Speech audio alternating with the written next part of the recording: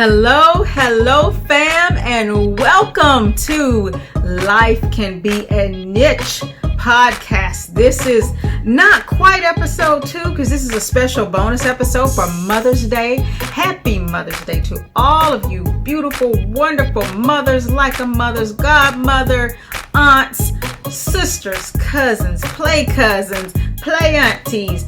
Happy Mother's Day to everyone, step moms, bonus moms, extra moms, whatever you got going on in the mom world. You are mothering somewhere and we want to honor you. And if you do not have a child of your own, but you have children in your lives, or you have people who you help take care of their children, you're a mother too. Mothering is a village.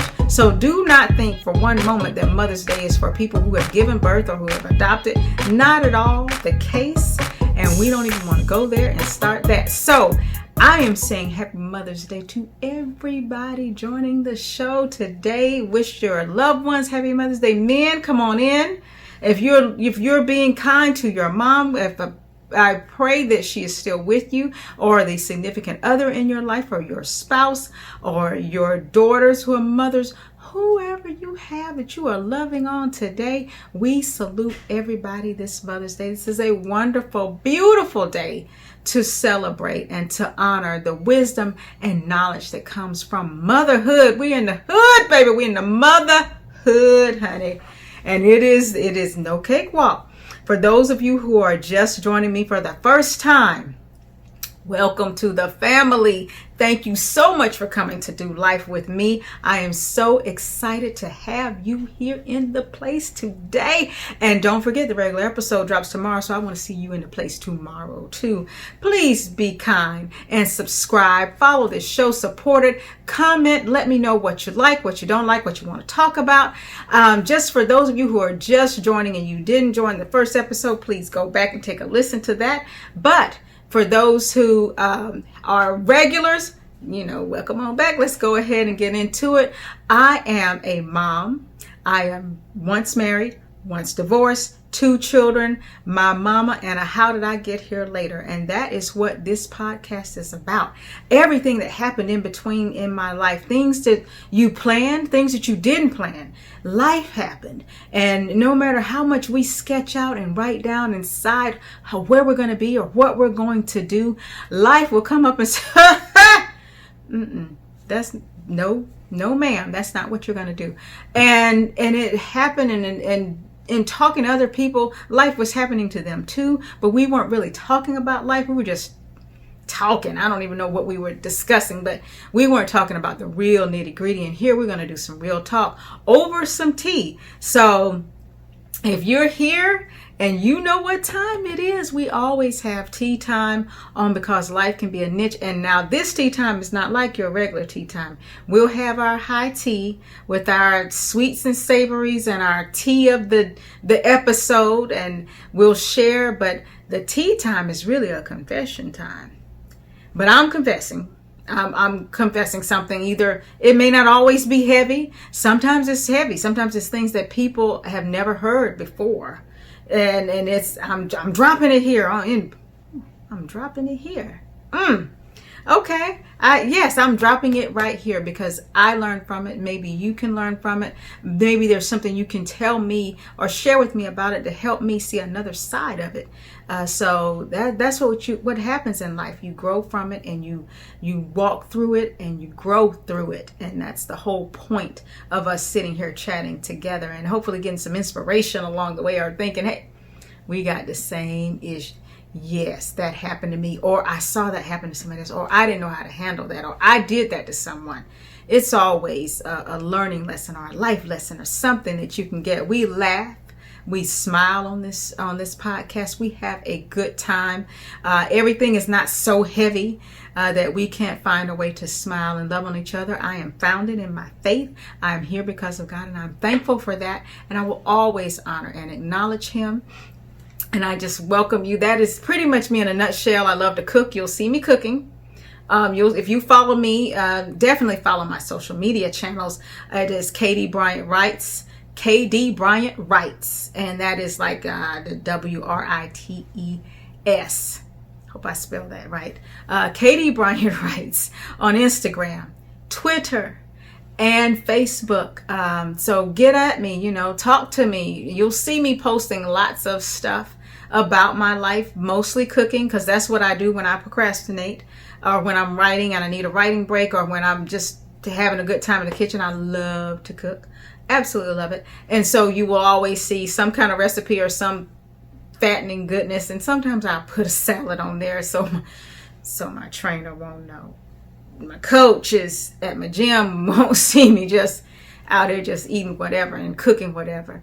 But that is life, and that is who I am. I welcome you here on the show today, and I cannot wait to get into it and talk to you a little bit more. The tea of the episode is chamomile, because we could all use some calm. So I have this is not a teacup. I know that. I couldn't find teacups that could do the Because Life Can Be a Niche logo on it. But if anybody knows of any place that does a real teacup, then let me know. But for right now, I'm loving this, and I'm loving my chamomile tea. That is the tea of the episode, chamomile, because it's been a long week, folks.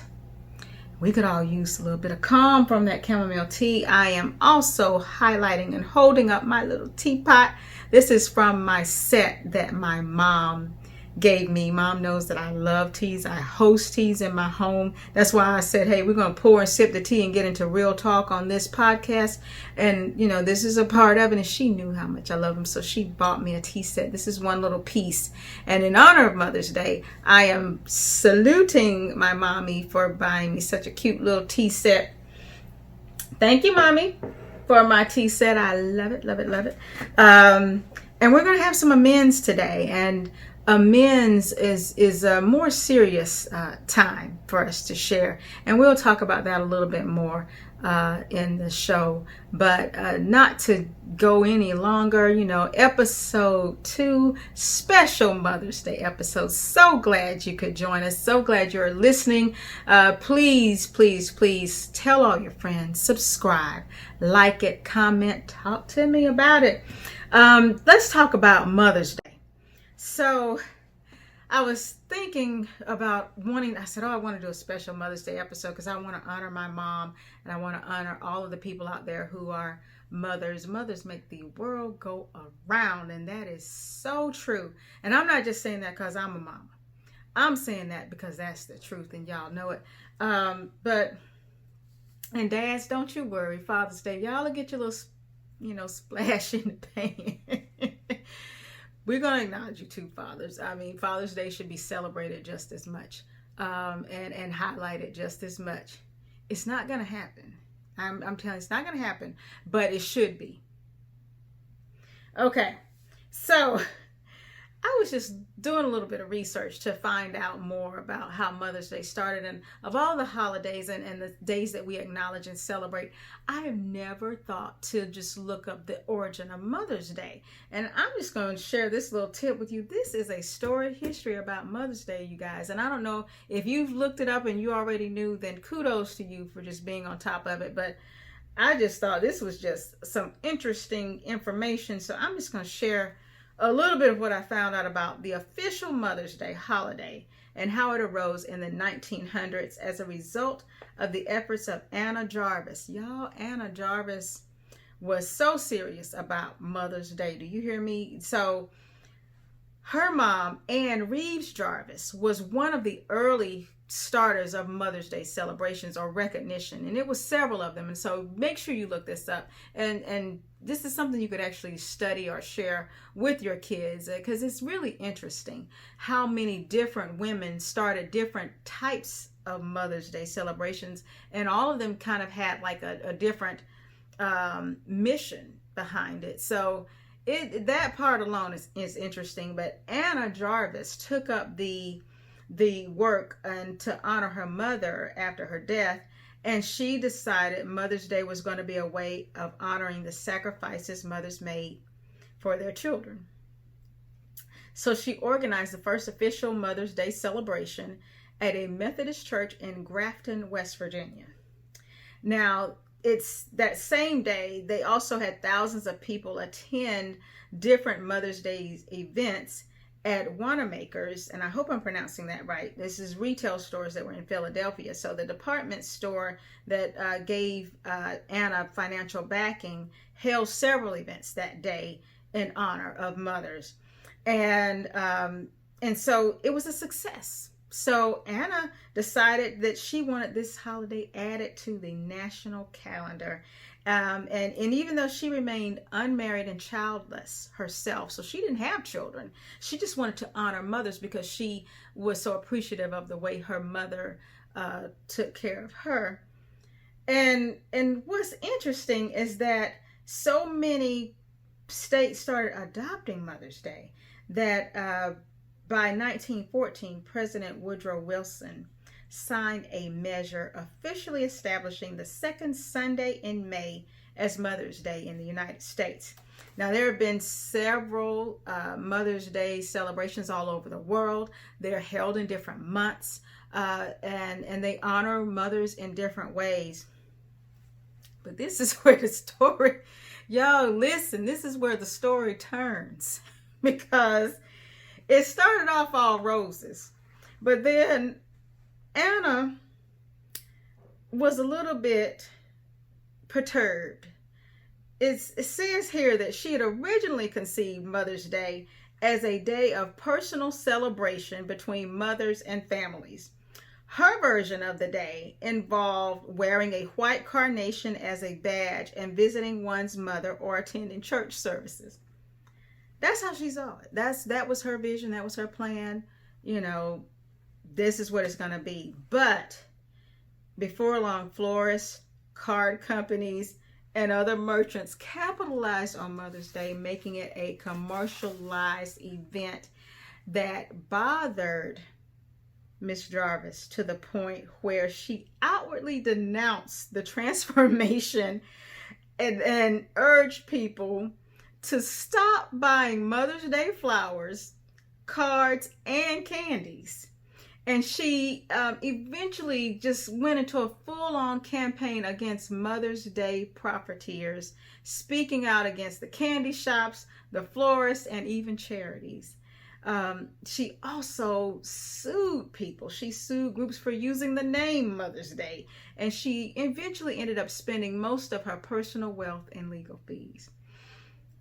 By the time of her death in 1948, Jarvis had disowned the holiday altogether and even actively lobbied the government to see it removed from the American calendar. Anna Jarvis said, throw the whole Mother's Day away. She was done. I never knew this part. I have never heard this part of the story. No one's ever talked about this. This was not in my women's history class in college. I had no idea that all of this happened. Anna is an example of how no good deed goes unpunished. All she wanted you guys to do was spend time with your mothers, honor them, put a carnation on their lapel or whatever, and call it a day. Go to church and call it a day. But y'all got out here and you started spending money and buying all this stuff and buying Mother's Day just over the top things, and it just drove the poor lady into denouncing the whole thing. Just throw it over, take it off the calendar and chunk it. Chunk Mother's Day. And I never knew that. And God bless Anna Jarvis. I hope that she found peace, because when you have a vision and you see something going one way and it takes off and it completely goes off the rails and goes the opposite direction, that has to be something hard to really swallow. And even though she didn't have children of her own and she never married, her baby was Mother's Day.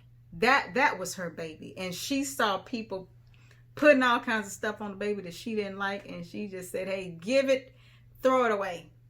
But it didn't work, obviously, because we're sitting here today as probably dozens of roses and flowers are being ordered and people are buying cars or whatever. You're probably not in restaurants, though. You're probably ordering takeout because we're still sheltering in place. But so that much we're home, Anna. Wherever you are, Anna, we are not running out and going out, gathering up, spending a whole lot of money on brunches. We're ordering those brunches and we're having them delivered. We're picking them up. So I just thought that was just the most incredible thing. But just a little bit of a Mother's Day history. You guys look this up, share this with your kids. I'm going to definitely share it with my sons, because I had no clue that Mother's Day had this much of a backstory, and that's just a little part of it. It's so much more, especially if you look at the people who started or tried to start their own Mother's Day before Anna did, and all the things that they did, and what they honored and what they considered honoring. But actively, now Mother's Day is celebrated in the United States. It says here, Mother's Day continues to be celebrated by presenting mothers and other women with gifts and flowers, and it has become one of the biggest holidays for consumer spending. Families also celebrate by giving mothers a day off from activities like cooking or other household chores. Yeah. Thank you, families, for giving mothers a day off from cooking and other household chores.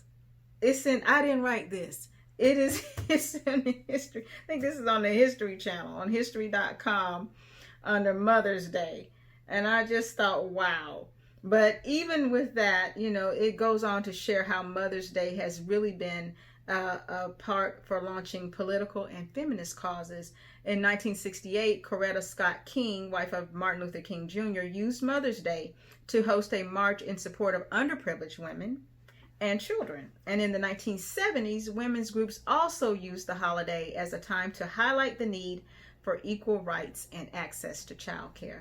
So some good, Anna Jarvis, some good has come out of Mother's Day. I know it's not how you thought it would be, and I'm sorry. I'm so sorry that perturbed Anna Jarvis, that y'all took Mother's Day to a whole nother level. And she's like, no, that's not what any of this is supposed to be about. But I just, a little bit of history. I just thought I would share that with you, just to let you know just how Mother's Day evolved and how we're here today. And because of that, I have to share with you a little bit about my mom and how thankful and grateful I am that she is here with me, and she is actually living with me. I said in the show, one marriage, one divorce, 2 kiddos, and my mama. And so my mom is with us, and she goes back and forth home, but we have, since sheltering in place, she's sheltering here with us, and I'm loving it, and I'm so grateful to her. But just to honor her and the kind of woman that she is. People meet my mom and they're like, oh, your mom is so sweet. She is, y'all. She is just, she's sweet. Usually they say that because I think they're thinking, so what? What's your deal? Because your mama is so sweet. It's almost like, but, I accept that. I am not like that. I strive to be like her every day. But I will say that my mom has made me into the woman that I am today. And she's the strongest woman that I know. And I did not realize until later in life how strong my mother was, because a lot of it was hidden from me. So just to kind of, I kind of missed out on discovering that, because as a child, I always saw my mom. She never caused a ruckus. She never raised her voice. I never saw her, if she had a disagreement or an argument with anyone, I didn't see it. I didn't hear about it. And I was nosy. I was a nosy child. That's why I majored in journalism. I never heard or eavesdrop. It's eavesdrop. Yeah, eavesdrop. I did it. and heard a crossword exchange between my mom and anyone. And as a child, even sometimes when I would hear people say things and kind of, some of the things they would say, I'm like, that's kind of, Mom, you might need to get that mouth. I don't know if that was nice, or whatever. And my mom would just be kind of just sitting there like, no, just so much grace, so much style. And I didn't realize at the time that was power, that grace and that calmness was more powerful and more strength than anyone who would just pop off at someone or say something cross or address an issue that really didn't need addressing. And so it was just a learning time for me. It was an opportunity to really see my mother. And my first example of that was something that I didn't recognize until my college years. My mom was diagnosed with ovarian cancer at the age of 33. And very young age. And every time I go to the doctor and I tell people, I tell the doctor in my medical history, any history of cancer, and I say, yes, my mom had ovarian cancer. And the first thing they always say is, I'm sorry. Oh, I'm so sorry. Because they assume she's dead. Because ovarian cancer is it's a tough cancer. It is, and the survival rate is very, it's much lower than others. And she had a rare form that was only found, I think, at that time, maybe 1 in 10,000 people got this form of ovarian cancer.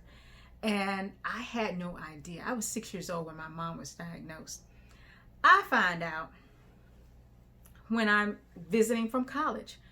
I was home I'm showing my age, it was a quarter system. There was no such thing as semesters. We were on the quarter system. And I was home fall quarter from the University of Georgia. And, I don't think it might have been Christmas when we were out. It could have been Thanksgiving. And I was sitting with my father and we were watching some show on TV. And my mom was out with some of her club sisters. And they always do dinner once a month and, raise money and decided what they were going to donate or support. There was a civic organization. So they would go out and have a little girls' night to meet and eat. And I was home with Dad. And the commercial came on for the American Cancer Society.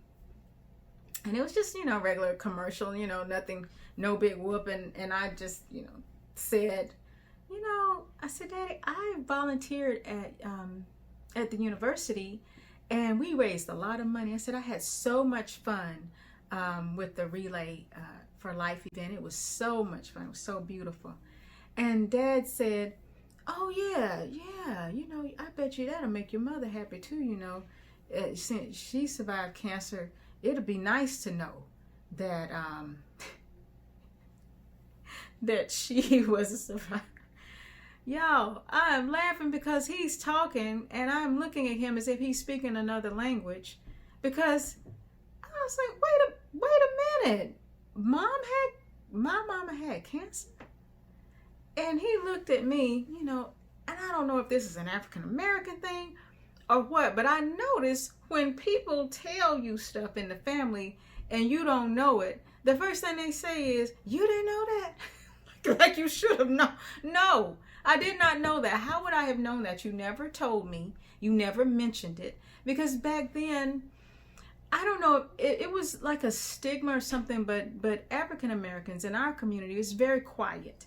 And when people got sick, if they had breast cancer or any type of cancer, any type of sickness really, you really didn't hear about it a lot. It wasn't announced in church necessarily, and family members didn't go around talking about it and telling people about it. Very, very close to the vest type of things. And I remember, because I volunteered for the American Cancer Society or some form of Relay for Life or something, I've always been involved with charities for cancer. And I remember several years ago that was one of the big initiatives, was getting African American women to speak out about dealing with cancer. So this was my mom, and I had no idea. So I'm going to the doctor, and is there any history of cancer? I'm 16 or 17. I'm going in the doctor's office by myself at this point. No, it's not. It was.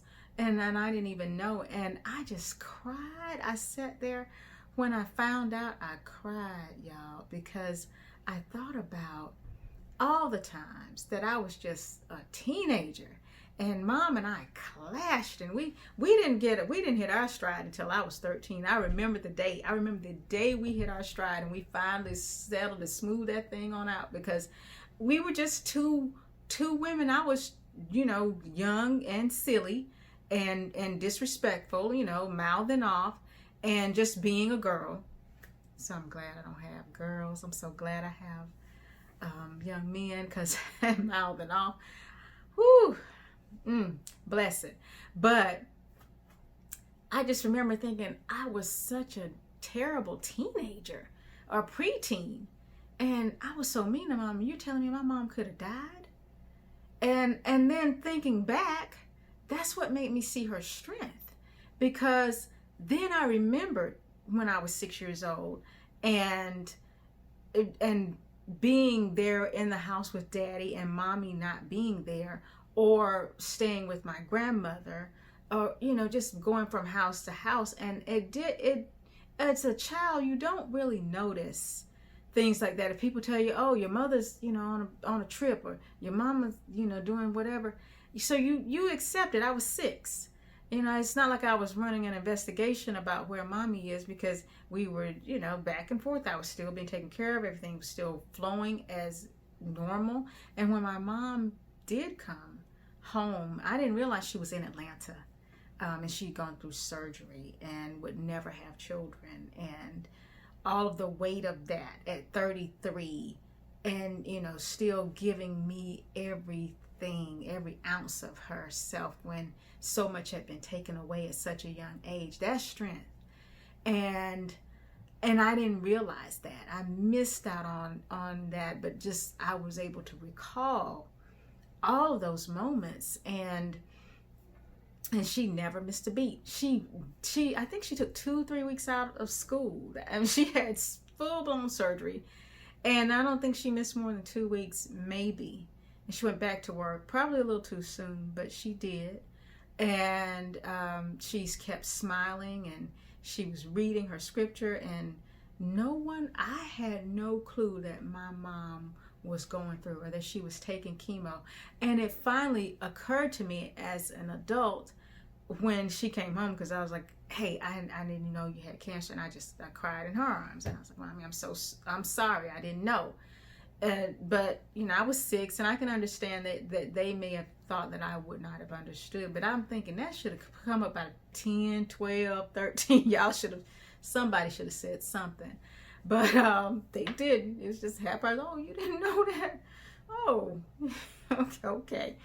And so I talked to her about it, and we shared, and I said, now looking back, and now I see, that walk, what that must have been like for her at a young age. When I was just getting married at 33 and pregnant immediately after that, and having my first child at, I think I might have been 34 by the time Bryant was born. I might have been 34, but I was turning 34. And for my mom that none of that was even an option anymore. And she was still smiling with so much grace and so much laughter and love. And I never knew. I did not. So that was my first moment of strength. The second example of her strength was when my father was diagnosed with cancer in 2014, I believe, if I'm not mistaken, it was 2014. And seeing her as his primary caregiver we were both taking care of daddy, but mom took the lion's share of that because I'm a mom myself and taking care of my own kids and running the house and then doing all the research and running back and forth and doing my part. But her part, the main part, was being there with daddy. And he had some tough moments in several hospital visits, and just seeing her strength and keeping up with all the medications and all of the paperwork and everything, and because my dad completely depended on her. And so even though I'm sure she just wanted to scream because she was hurting, because here it is, my husband now is battling cancer. We're much later in life, and all of this is hitting us when we should be, we're retired, we should be enjoying. They were talking about traveling before all of this happened. They were just talking about things that they were going to do, and now this is in front of you, that that may be cut short. And it was. My father lost he won his battle in heaven, but he left this earth about 4.5 years after being diagnosed. And seeing my mom walk through being by my father's side when he went into the hospital for the final time. We didn't know it at the time that it was really, really final, but it was his final time, and it quickly became apparent that it was his final time about 5-6 days into it. And he might have been in the hospital maybe 3 weeks, and she never left his side, and just right there. And I can't imagine, someone you've spent more of your life with them than you have lived. And, surely 50 years, if not 51 years of dating and then being married to my father, and then sitting there, basically his last moments. You're watching that, or you're still praying for him. You're still advocating and for him, but that it wasn't looking good. And to see her still gracious and still, teasing the nurses and talking to the nurses, and they're giving advice, and the staff and the custodians, everybody knew my mom and daddy in that hospital. And my mom has to make more chicken dressing for people. She owes so many people some chicken dressing because she's talking about cooking, and they're like, your mama said she's going to make us. And she is. She always, even now, the coronavirus has stopped everything. She's like, I still owe such and such some chicken dressing. They have her number. They have my mom's phone number. And we've just adopted them. I have sisters now. I have sisters at the hospital from all walks of life, different ethnicities, just loving on my mama and loving on my dad. But the grace that she just showed, and the strength, and the strongest moment for me watching her, and we're going to get into this more on the show tomorrow when we talk about grief, and definitely get into it. But it was when maybe about 4 or 5 days before dad passed, and my father was very strong. And we knew that he was holding on for us. That obviously, beyond a shadow of a doubt, because it was in terrible pain and uncomfortable. I think at this point in his mind, he knew he wasn't coming out of that hospital on this side of the earth. And for my mom to sit and hold his hand and tell him it's okay for you to leave, I thought that showed more strength than I have ever. I can't imagine. I cannot imagine what that must be like to tell your partner, your spouse of 48 years. It would have been 48. They would have just celebrated an anniversary. But to say, you may not have known this, but I was listening. I heard everything you said. I am prepared. You have already prepared me. I got it. We're going to be okay. And she gave my dad permission to leave.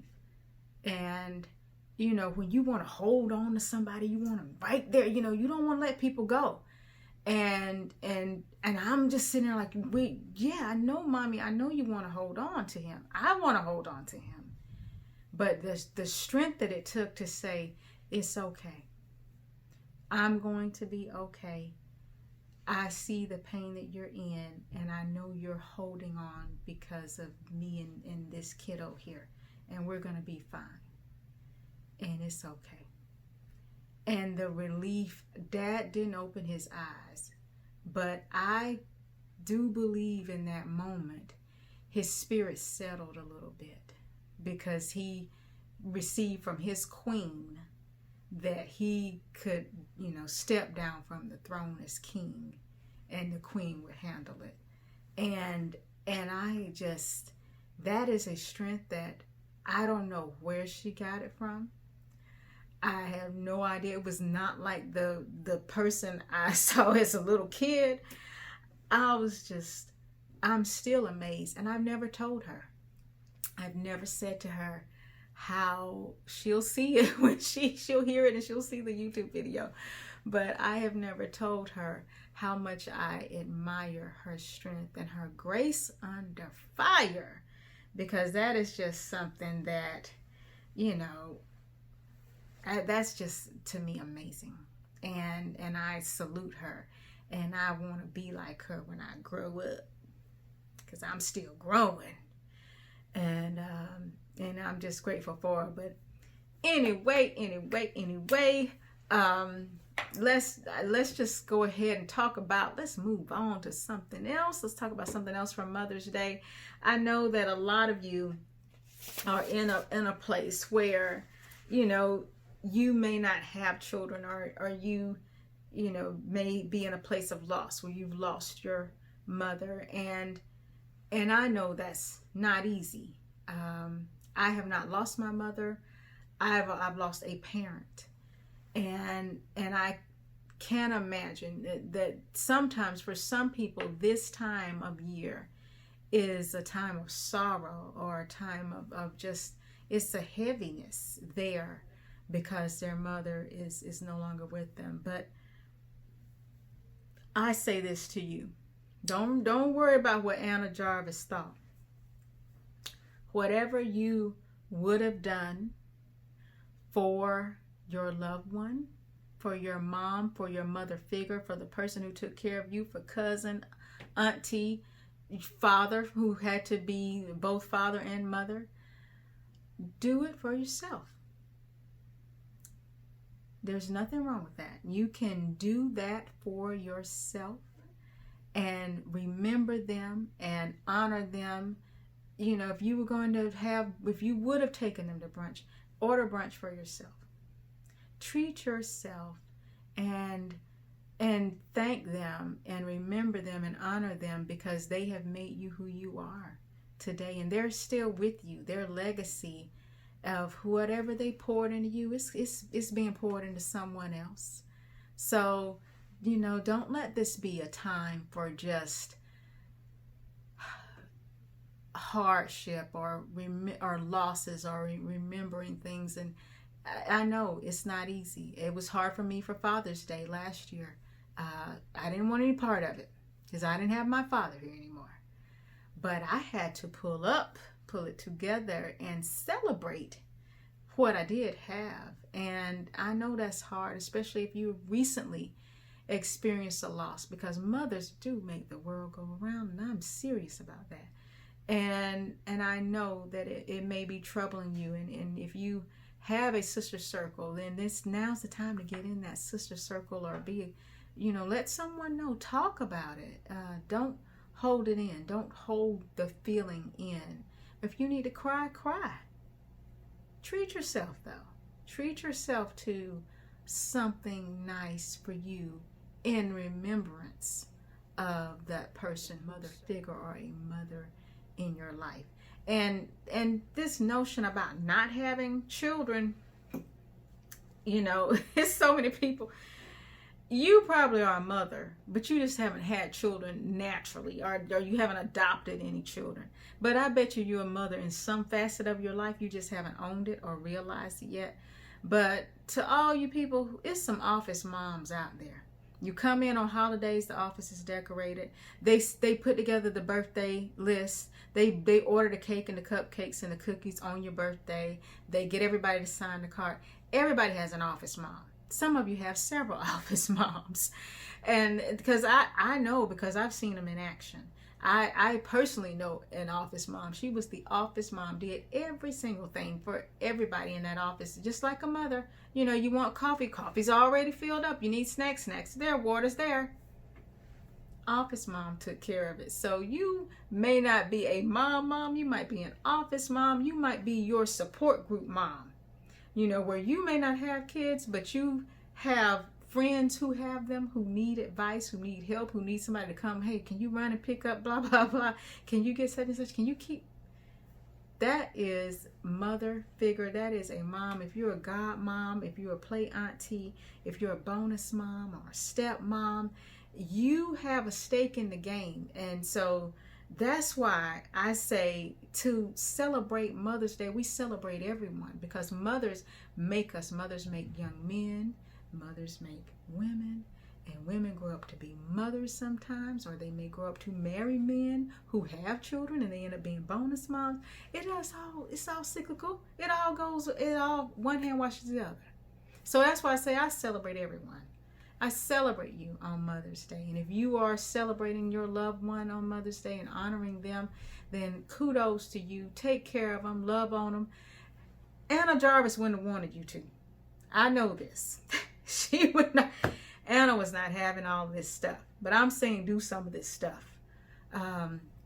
Especially now. It looks different because of the coronavirus and the way we're living right now. But this is even more time, a more special time, because we are sheltering at home and hopefully with loved ones, and those who are not, and you're sheltering and your mom and your family is someplace else.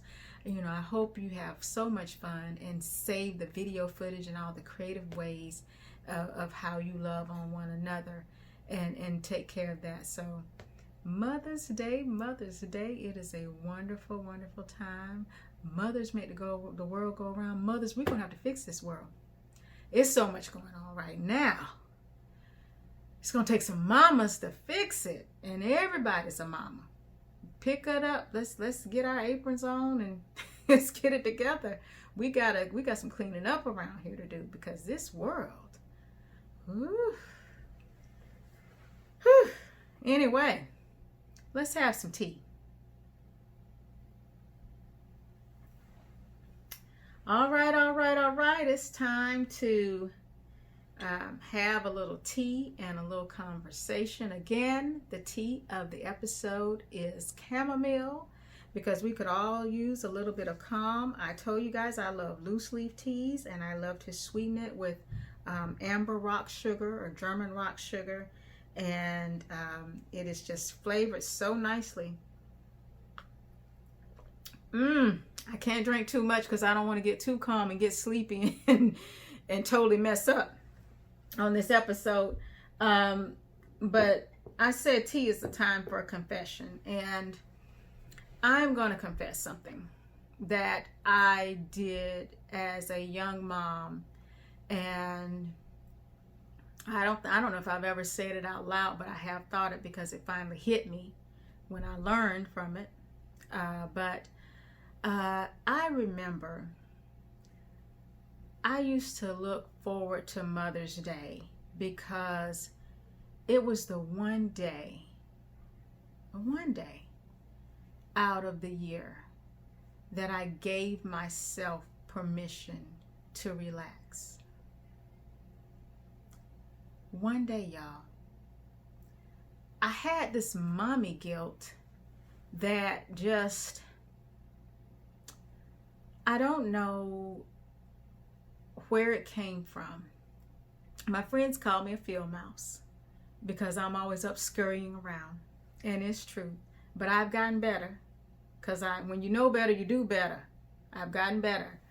But I was one of those moms that, you know, the house is clean and the candles are lit and it smells good in here. It always smells like some kind of candle going on. I've got a candle burning right now.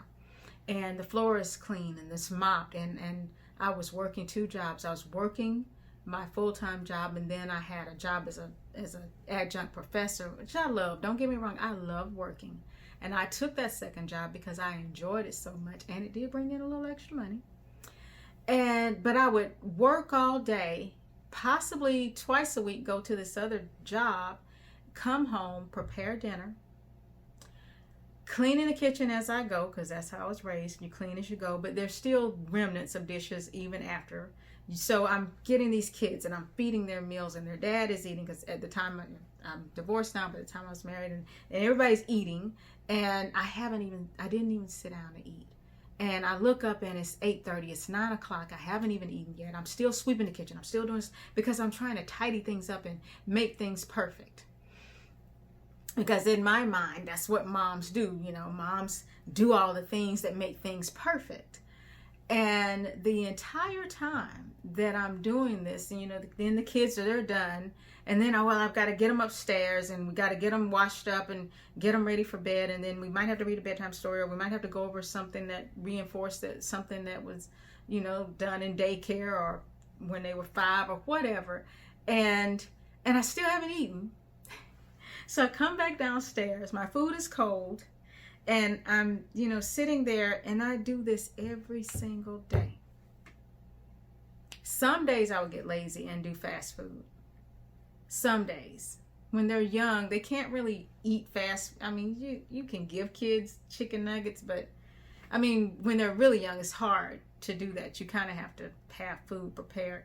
But, some days I would get lazy and bring fast food in, but then I was still whipping and running and cleaning up and doing stuff, because I was one of those people, if I saw something, it was like, if you give a mouse a cookie, I'm like, oh, that needs cleaning. Oh, that needs putting up, because I felt like making a home and being a good mom was having everything perfect and having everything organized and having, this wonderful.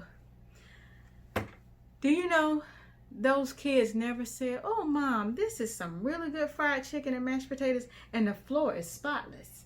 They never said that. "Oh, Mom, you got all these dishes put up and we still eating our peas." They didn't care. They had no idea of all the stuff. I'm just running. And truth be told, resenting it, holding resentment, angry. I'm tired. Can't everybody see I'm tired? Because I was not bold enough to say I was tired, to say what I needed, to put my foot down and say, okay, it won't be done today. I won't do the dishes. I can go to bed without. No, I'm not going to tell that lie. I don't go to bed with my dishes in the sink. I still don't. I'm not going to tell that one. I will say this. I could have gone to bed without cleaning the bathrooms for the second time that day. Just have dirty bathrooms. Kids make accidents. Just leave it till the next day. But I didn't. And I was just spinning. And I felt guilty when I would leave, because your kids can make you feel guilty.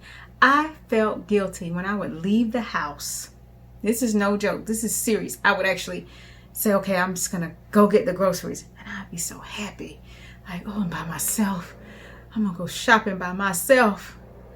And I could not believe the amount of angst, I'm free. I can drive by myself.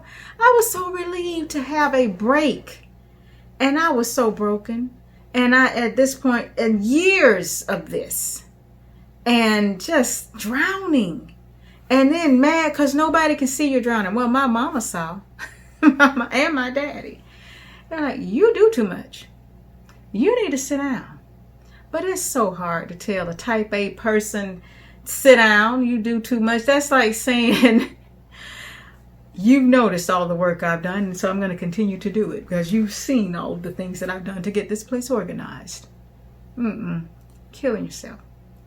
So mamas, give yourself permission don't feel guilty about taking that time. Even now, and my kids are older. And if I go out with the girls, Mommy, where are you going? Mommy, how long will you be gone? Mommy, you were gone a long time. Mommy, it's 11 o'clock. Okay. And I feel bad. I actually have a little bit of guilt when I pull out of the driveway because and the whole time I'm gone, I'm sure they don't think about me not once. Either with my mom chilling or they're with their dad. They don't think about me when I'm gone.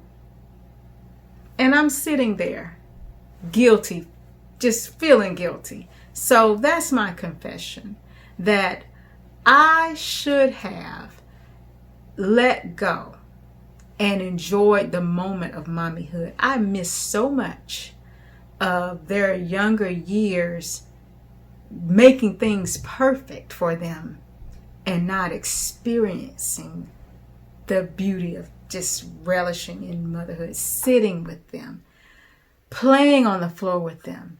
And instead, I'm just trying to lay everything out and have your clothes laid out and have your bubble bath ready and have your colors in your bubble bath and do this and do this and do this and do this and do this. By the time you go to bed, little person, I'm exhausted and have to get up and do it all over again. And Mother's Day was the one day that I actually didn't feel guilty about taking time for me. And that's the opposite of what we should be doing. You should always take care of you first. Everybody says, this is a saying, like, put your mask on first. It's so true. It is the truth. Put your mask on first. Save yourself because you will end up resentful, or like me, packing on weight, or unhappy, miserable, and literally walking around underwater all day long and not knowing why. Because everything's perfect. So you think, because you made it perfect. So that is the confession that I have. I am reformed. I have learned from it. I take time for me, even when I feel that little twinge of guilt, because I still feel it. I still feel it sometimes when I just say, okay, I'm going on vacation with the girls. And I'm going for a whole 4 days. 4 days is not a lot of time. And they're like, what? You're going vacation without us? Yes, I am. Good day, sirs. I'll see you later. Because you need that. You need that clarity. You need that moment to refresh. You need that time to remember who you are. Because you'll get lost in being a mom. And then they will be gone to college or school, off to boarding school, wherever they're going, send whatever. They're going to leave. They're going to grow up. And they're going to leave. And then you won't have anything to do with yourself. So that is my tea time. Sip and pour, baby. I just poured up some tea. That's something I had to get in my spirit and start taking care of myself. And I am thankful for it. And I'm thankful for friends who love me enough to point out to me, you're killing yourself. And it ain't good. So that's my little, that's my, go ahead and take a look. Calm. Love that. Chamomile tea. Thank you for joining in on our tea time.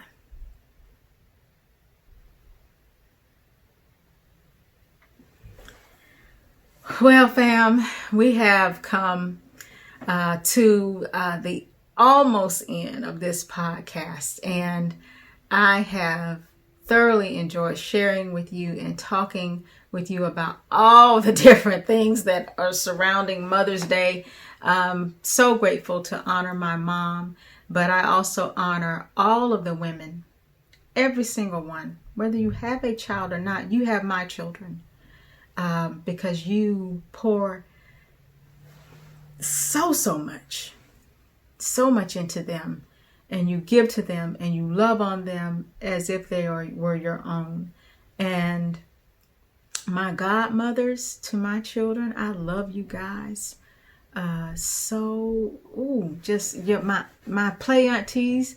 I'm an only child, but I've got so many people who are part of our lives, and I salute you on this Mother's Day, and I salute all you other mamas in the mama circle, and all you aunties and godmothers and play cousins and bonus moms or stepmoms, whatever it is you go by. Thank you all so much. All the mothers of the church with their peppermint, thank you. I just love you all so much for being a part of Mother's Day. And that's why, as we bring amends about and our amends moment, I thank you and I honor you and I salute you.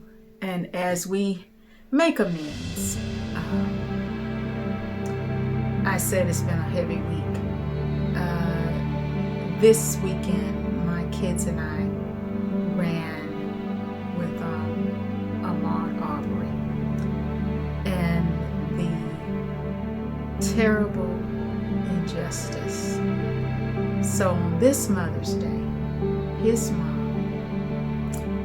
will not have her son on Zoom, on Facebook, on Messenger, at her table. Instead of receiving flowers from him, she will be placing flowers on his grave. And amends for this show is usually about me making amends to people who are hurt or I've wronged in some way, and I want to personally come out and say I apologize. But I'm making amends for the world. It's not going to be about me today and the amends that I owe. And say, moms, Ahmaud Arbery, we were all his mom. When we walked, when we ran, when we jogged, and protested for justice for this young man. And a life that was lost, that was senseless. And I cannot say that I know what it feels like, but I'm raising 2 brown boys up there. And I know that it's going to take all of us mamas to make it better. Ahmaud Arbery was our son, and we stand in solidarity with his family. And I wish peace and comfort and love, prayers to soothe their souls and to give them peace. And I pray for our world. The virus, we're sheltering in place. Well, what are we growing? Are we learning anything? The things that are said on the news and the things that are done, the things that people allow to come out of their mouths or to tweet or to say, we're supposed to be getting better. I thought we were cocooning to come out as butterflies.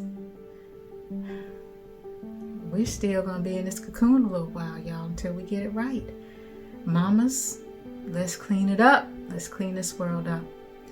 Thank you so much for joining Because Life Can Be a Niche.